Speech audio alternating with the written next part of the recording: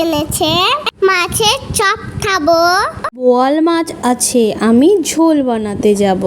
খেতেই একটা পিস আমায় দিয়ে দেবে। তাই দিয়ে উষা মাছের চপ বানিয়ে নেবে। সেদ্ধ আলু মরতে ভাজা মাছ মাখিয়ে নিলাম।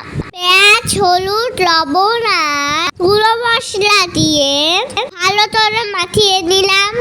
ইচ্ছে মতো শেপ দেবে, তোমাদেরই ইচ্ছে। উষারা তো লম্বা লম্বা আন্দুলের শেপ দিচ্ছে।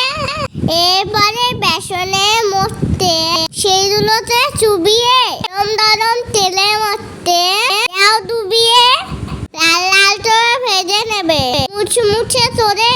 এইভাবে অল্প সময়ে বানিয়ে নিও। তাহলে আমার রান্না হলো সারা।